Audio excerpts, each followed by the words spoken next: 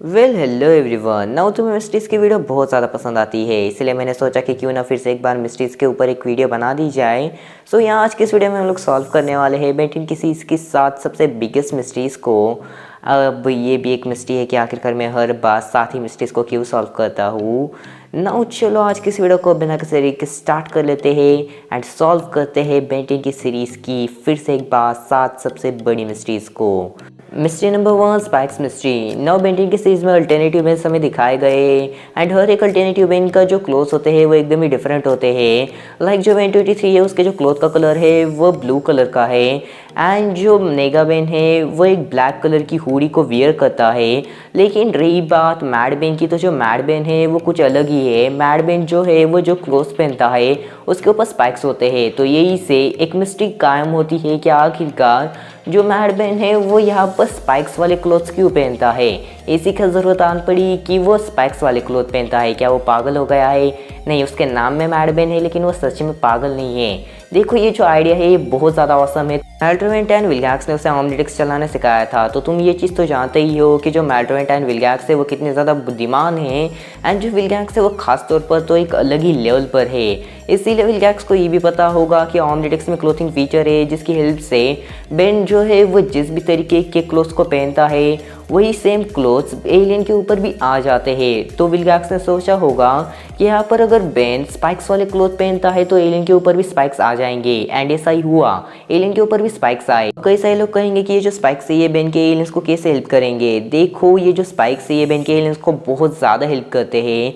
ये जो स्पाइक्स है बहुत ज़्यादा नुकीले होते हैं, इसीलिए कोई भी ओपोनेंट बेन के ऊपर हमला नहीं कर पाता है। अगर कोई भी ओपोनेंट बेन के ऊपर हमला करता है तो उसे खुद को भी चोट लग जाएगी, क्योंकि ये जो स्पाइक्स होते हैं बहुत ज़्यादा नुकीले होते हैं। एंड अगर कोई बेन का फाइटिंग एलियन हो तो यार डेफिनेटली उसके लिए जो स्पाइक्स है ये बहुत ज़्यादा एडवांटेज साबित हो सकते हैं।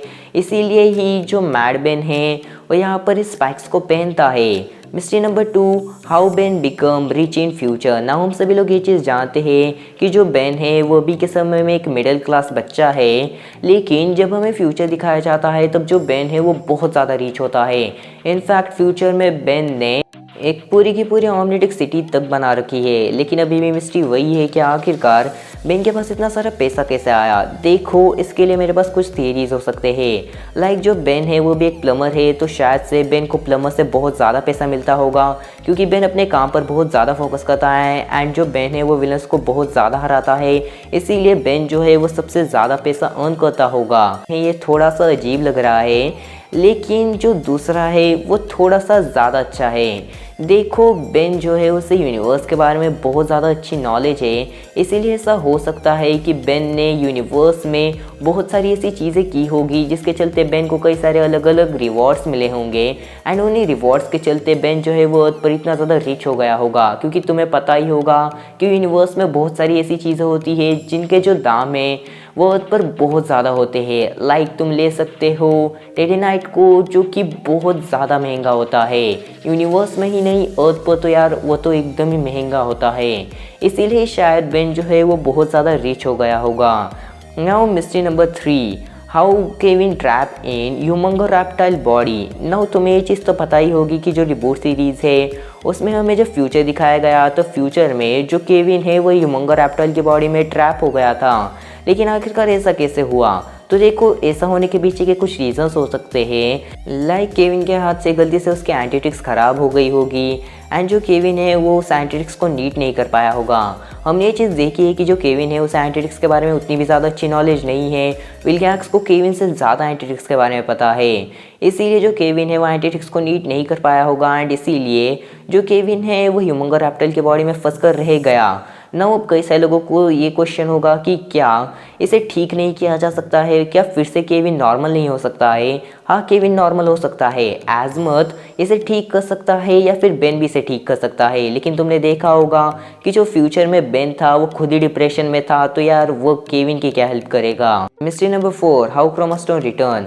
Now vengeance of the Vilgax part 2 में जो क्रोमास्टोन है वो डिस्ट्रॉय हो जाता है। विलगैक्स उसे वापस टुकड़े टुकड़े कर रख देता है एंड ऐसा ही हमने देखा था फीडबैक के साथ। जो फीडबैक है वो भी डिस्ट्रॉय हो गया था एंड जो फीडबैक का डीएनए है वो ऑमलेटिक्स से चला गया था, जिसके बाद एज़मथ आजमत ने फीडबैक का जो डीएनए है उसे ओमनिट्रिक्स में नहीं डाला था, लेकिन तुमने ये चीज़ देखी होगी कि क्रोमास्टोन जो है वो डिस्ट्रॉय होने के बाद भी बेन के पास फिर से एक बार क्रोमास्टोन का डीएनए आ गया था। लेकिन आखिरकार ये सब कैसे हुआ एंड फीडबैक का डीएनए क्यों नहीं आया? देखो, जो फीडबैक का डीएनए है वो इसीलिए नहीं आया क्योंकि आजमत नहीं चाहता था कि फीडबैक का जो डीएनए है वो ओमनिट्रिक्स में आए। देखो, जो कोडॉन स्ट्रीम है उसमें सारे के सारे एलियंस के डीएनए मौजूद होते हैं एंड कोडॉन स्ट्रीम से ही बेन के ओमनिट्रिक्स कनेक्ट होती है। इसीलिए आजमत ने जानबूझकर फीडबैक का जो डीएनए है वो वापस ओमनिट्रिक्स में नहीं डाला। लेकिन जब क्रोमास्टोन जो है वो डिस्ट्रॉय हुआ तब आजमत ने फिर से एक बार क्रोमास्टोन का जो डीएनए है वो ओमनिट्रिक्स में डाल दिया, क्योंकि जो क्रोमास्टोन है वो बिल्कुल फीडबैक की तरह नहीं है। क्रोमास्टोन जो है वो एकदम ही अलग है। फीडबैक जो है बेन को एक तरीके से फीडबैक का नशा लग गया था, ये यूकेलो एडिक्शन लग गया था, या यूकेलो बेन का फेवरेट एलियन था, इसीलिए वो बार बार उसमें ट्रांसफॉर्म हो रहा था। इसीलिए आजमत नहीं चाहता था कि बेन वापस से फीडबैक में ट्रांसफॉर्म हो, इसीलिए उसका डीएनए नहीं डाला। लेकिन हमारे क्रोमास्टोन भाई के साथ ऐसा नहीं था, दैट्स वाई उसका डीएनए वापस आ गया। Mystery number 5। नाउ ये चीज़ तो कभी ना कभी तुमने सोची होगी, क्या आखिरकार बेन 10 की अल्टीमेट एलियन सीरीज़ का जो सॉन्ग था उसमें हमें ultimate Wildmutt and ultimate Way Big क्यों देखने नहीं मिलते थे, जबकि हमें कई सारे अलग अलग अल्टीमेट एलियन दिखाए जाते थे, कई सारे क्या सारे के सारे अल्टीमेट एलियन हमें दिखाए जाते थे, लेकिन ultimate Way Big and ultimate Wildmutt को ही नहीं दिखाया जाता था। कई सारे लोग कहेंगे कि वो बहुत आगे अपीयर हुए थे, तो तुमने ये चीज़ तो देखी होगी कि अल्टीमेट एलियंस अपीयर भी नहीं हुए थे, तब जो अल्टीमेट एलियंस है वो हमें सॉन्ग में देखने मिलते थे। लाइक बेन 10 की अल्टीमेट एलियन सीरीज के फर्स्ट एपिसोड में ही हमें वो सारे के सारे अल्टीमेट एलियन देखने मिले थे जो कि आगे अपीयर होने वाले हैं। तो आखिरकार हमें वहाँ पर ultimate Way Big and ultimate Wildmutt देखने क्यों नहीं मिले? देखो, इसके पीछे के भी कुछ रीजंस हो सकते हैं। लाइक क्रिएटर्स ने उस समय तक ये चीज़ प्लान ही नहीं की थी कि ultimate Way Big and ultimate Wildmutt को हम लोग ऐड करेंगे, लेकिन टाइम जैसे जैसे बीतता गया तब उन्हें ये चीज़ रियलाइज़ हो गई होगी कि इतने ही अल्टीमेट एलियंस काफ़ी नहीं होंगे। अल्टीमेट एलियंस की जो पॉपुलैरिटी है वो बहुत ज़्यादा है, इसीलिए ultimate Wildmutt and ultimate Way Big को इंट्रोड्यूस कर दिया। एंड अल्टीमेट वेबी जो है कितना ज़्यादा पॉपुलर है ये बात तो मुझे बताने की ज़रूरत ही नहीं है। अल्टीमेट वेबी बहुत ज़्यादा पॉपुलर है एंड इसीलिए ही शायद से क्रिएटर्स ने अल्टीमेट वेबी को एंडिंग में अपीयर किया था। एंड शायद से क्रिएटर्स इस चीज़ को स्पॉइल नहीं करना चाहते थे। क्रिएटर्स जो है वो चाहते थे कि हम एंडिंग में ही अल्टीमेट वेबी को देखें। अगर क्रिएटर्स इस चीज़ को स्पॉइल कर देते तो क्या तुम्हें लगता है कि जो अल्टीमेट वेबी का मोमेंट था वो हमारे लिए मेमोरेबल बन पाता? बिल्कुल भी नहीं। Mystery number 6। नाउ कभी ना कभी तो तुमने ये चीज़ सोची होगी कि आखिरकार अल्टरनेटिव बेंस ने बुराई का रास्ता क्यों चूज़ किया? वो अच्छाई के रास्ते पर भी तो जा सकते थे। देखो, अलग अलग बेंस की अलग अलग बैक स्टोरी होती है जिसके चलते वो बुराई के रास्ते पर जाते हैं। कई सारे बेंस ने कई बार कोशिश की थी कि वो अच्छाई के रास्ते पर जाए, लेकिन उन्हें बुराई के रास्ते पर जाने पर मजबूर होना पड़ा था। लाइक नेगा बेन या यूकेलो बेन ज़ेरो। बेन ज़ेरो जो है वो अच्छा है, बस वो ज़ॉम्बी वायरस की चपेट में आ गया है इसीलिए वो बुरा बन गया है। बैड बेन जो है वो पहले से ही बुरा है। एंड रही बात मैड बेन की, तो मैड बेन को भी हालातों ने ही बुरा बनाया है। देखो, मैड बेन ने अपनी सारी की सारी चीज़ों को खो दिया, लाइक अपनी फैमिली को खो दिया, इसीलिए जो मैड बेन है वो एक तरीके से एकदम ही पागल सा हो गया है एंड उसे बात बात पर गुस्सा आता रहता है, इसीलिए वो एकदम ही बुरा बन गया है।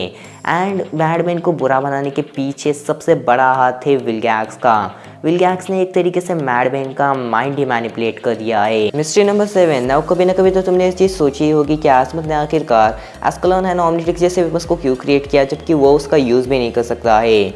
तो देखो, इस चीज़ को खुद आजमत ने ही क्लियर किया था कि जो आजमत है वो इन सारे वेपन का यूज़ करने में बिल्कुल भी इंटरेस्टेड नहीं है। आजमत जो है वो सिर्फ और सिर्फ एक ही चीज़ में इंटरेस्टेड है एंड वो है क्रिएशन करना। आजमत जो है वो सिर्फ और सिर्फ क्रिएशन करना चाहता है एंड आजमत सिर्फ और सिर्फ क्रिएशन को ही सबसे ज़्यादा वैल्यू देता है। नाउ बस यार, आज के लिए बस इतना ही। होपफुली तुम्हें वीडियो पसंद आ गई होगी। अगर वीडियो पसंद आए तो एक लाइक कर देना, चैनल पे नहीं तो सब्सक्राइब कर देना। तो बस यार, मिलते हैं नेक्स्ट वीडियो में, तब तक के लिए गुड बाय।